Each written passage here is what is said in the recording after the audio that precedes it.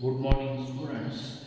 Today, in this lecture number 17, we are going to discuss the another literary term known as symbolism, use of symbols.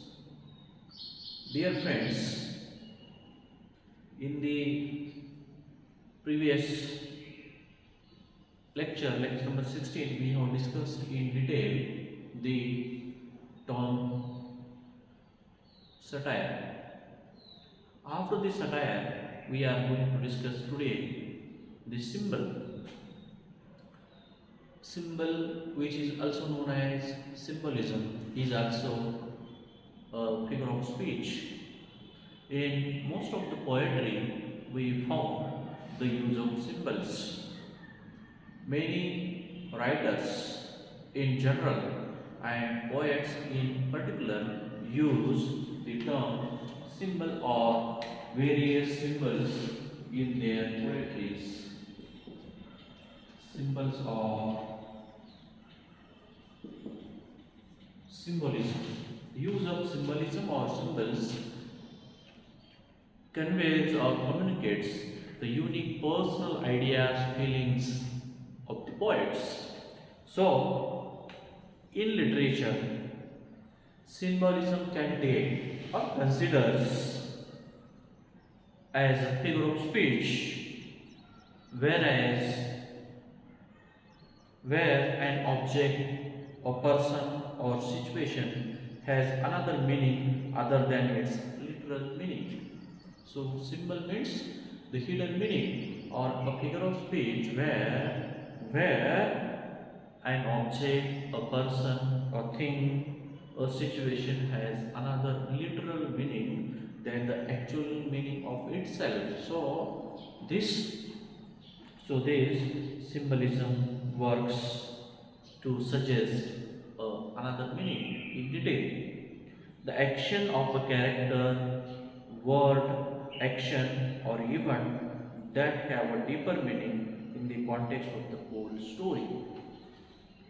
And symbolism is often used by writers to enhance their writing, means to give elaboration, expansion, detailed meaning, multi-layers of meaning that writing so that the readers get interest in that reading, learning and go through the text. So symbolism is often used by the writers to enhance the meaning, and symbolism can give a literary work more richness and color and can make the meaning of the work deeper. Means symbolism is a figure of speech, and as a figure of speech, it adds the beauty to the text, adds the richness of the text, and so it also gives the deeper meaning, depth to the text and to the meaning. So this symbolism is useful, we can say, term or figure of speech in literature. And the synonyms of symbols or symbolisms are character, mark, letter, ideogram, like this. So this is often used by the writers in their writing. One.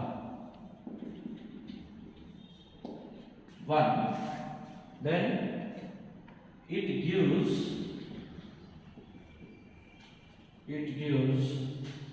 more richness,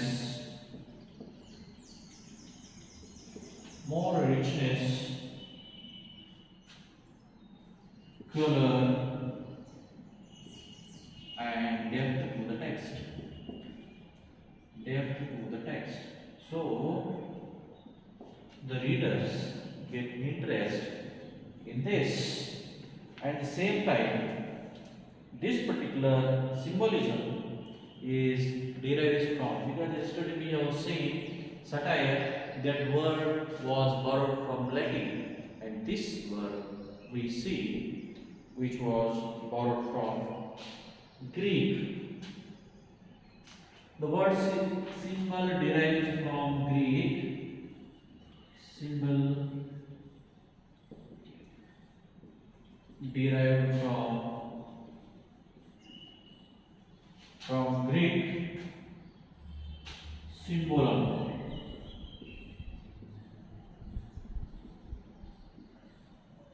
Greek symbolon meaning token or watchword, means token.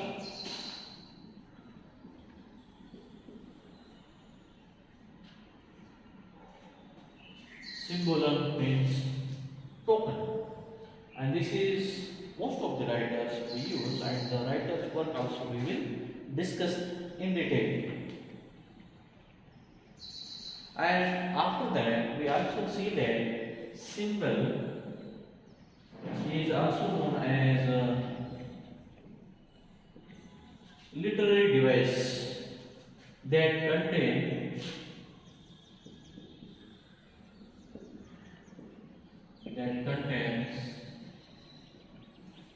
several layers of meaning. That contain several layers of meaning. Means multiple meanings the symbol covers. Often concealed at first sight and representative of several other aspects, concept of traits, and so on. When we go through this, we will find that the number of poets, like for example, we have the poets like W. Bates, John Donne,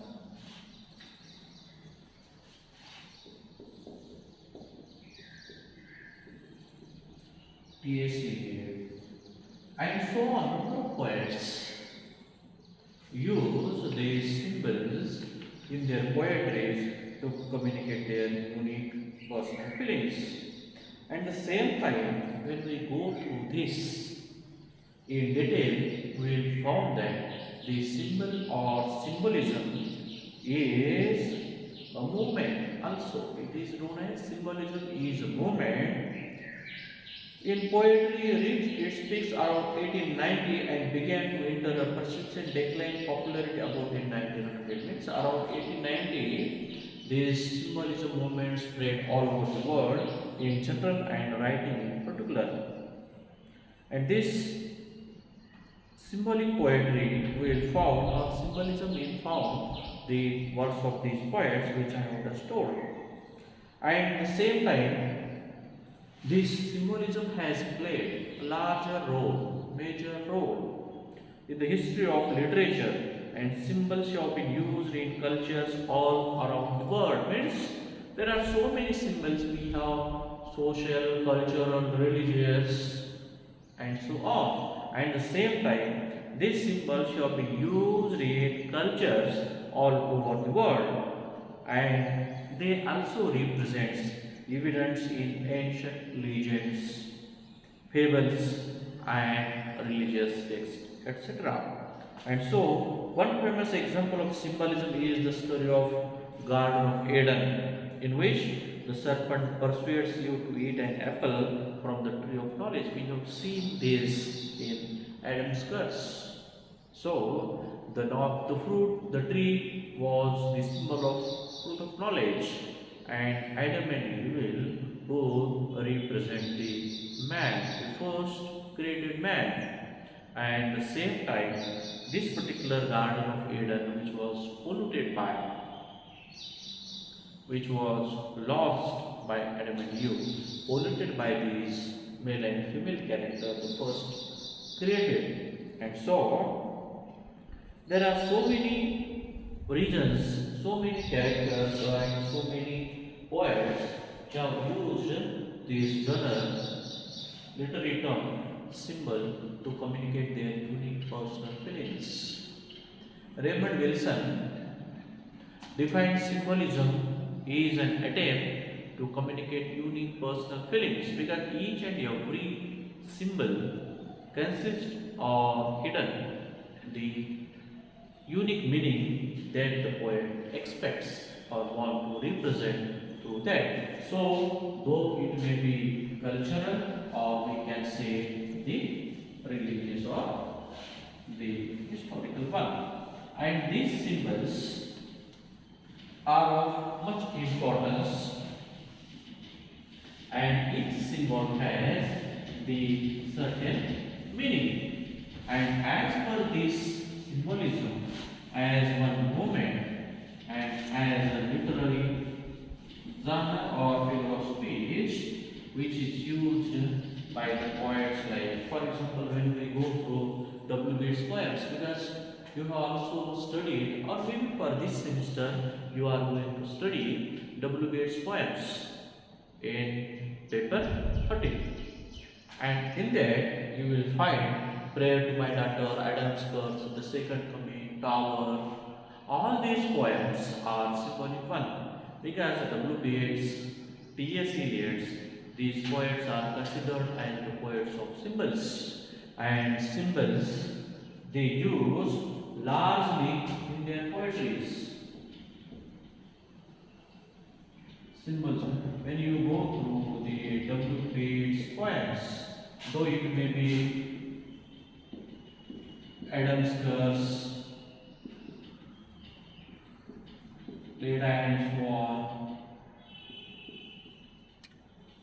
Second Coming, or we have T.S. Eliot's Four Quatrains,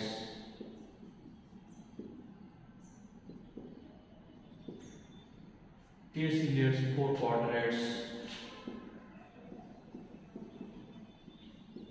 Dry Salvages, and so on. And again, when we go through the poetries like the Romantic Time, Robert Burns, Red Rose,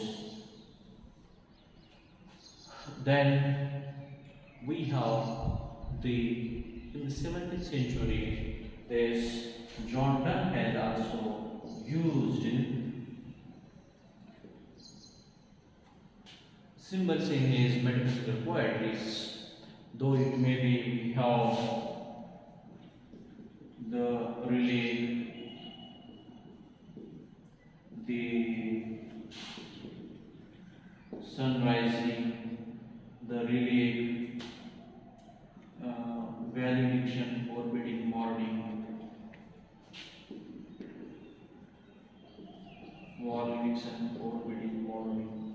There are so many symbols in the metaphysical poetries, poetries of the 20th century, poetries of the Romantic age, and so on. All these poetries highly represents symbolism as an unique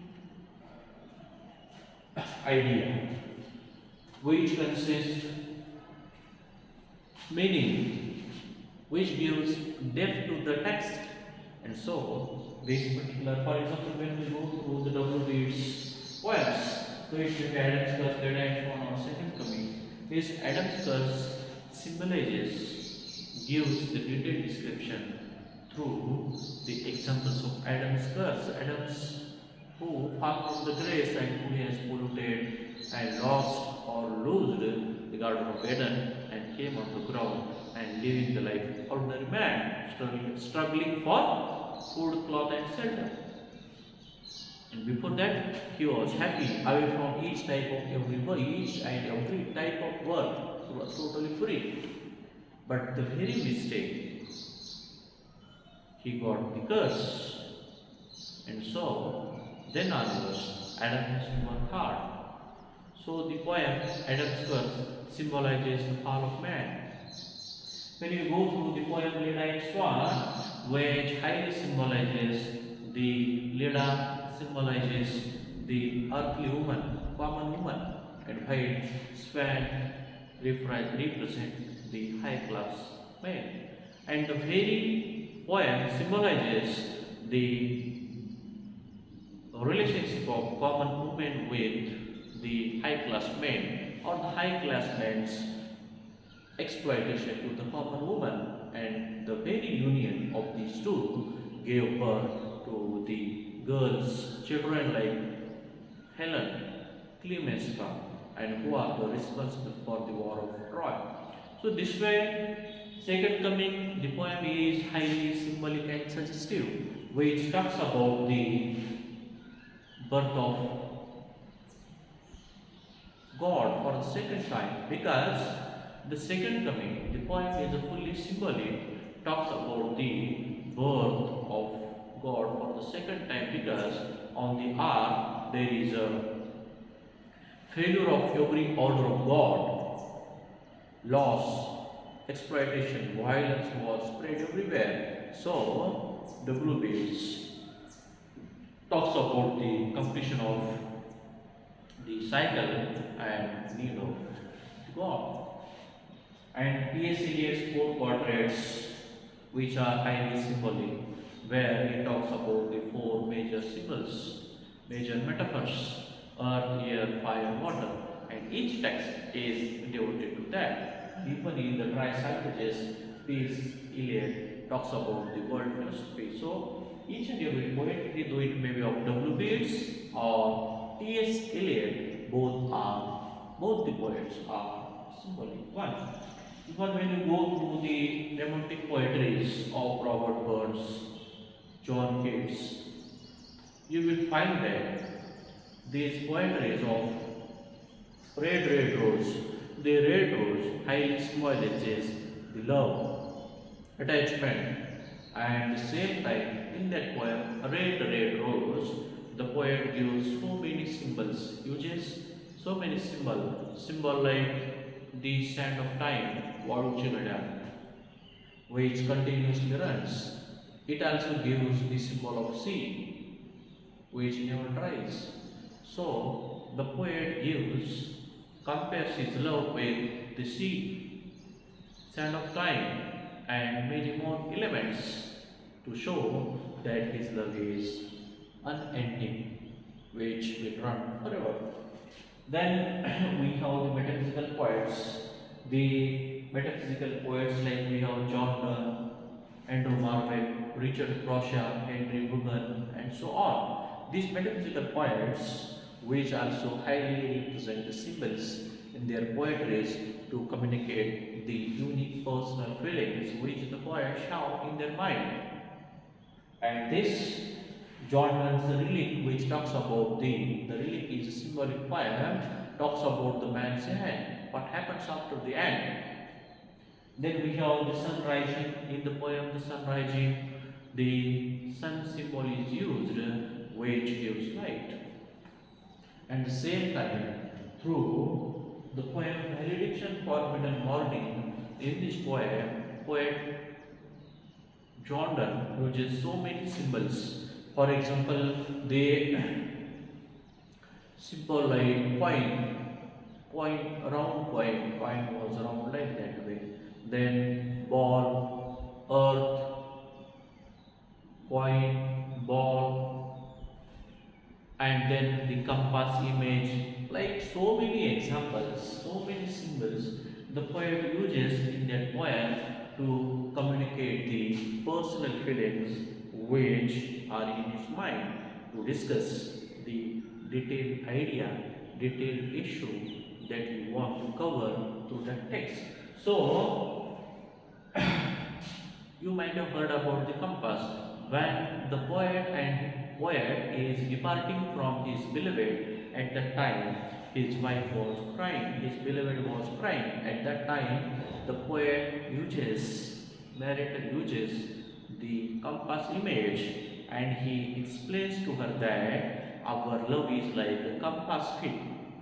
Though your feet is the fixed one, and mine will make a round. And after my successful journey traveling, I will definitely come to you, because my one leg is with you and one is with me. So without coming, without returning, there is no way to me. So such compass image, the fixed foot is the foot of his beloved, and the foot that moves, that again unites. So this way, so many unique symbols imageries, metaphors, because these symbols are known as metaphors, images, imageries, through which the poets explain the words, the detailed meaning which is hidden in their mind. So, my dear friends, this way we can highlight the symbolism in detailed way, and this is one unique idea that the poets uses in their poetries to discuss in detail what they want to express. Even it also discusses the detailed meaning and also adds the beauty to the text, gives the detailed meaning, expands the idea. So this way, this symbolism or symbol, this literary term, the figure of speech is useful for the learners and most of the poets, so they use it in literature. So, with this brief information about the symbol, I stop here. In the next class, class number 18, we will discuss the another term. So, with this, I stop here. Thank you very much.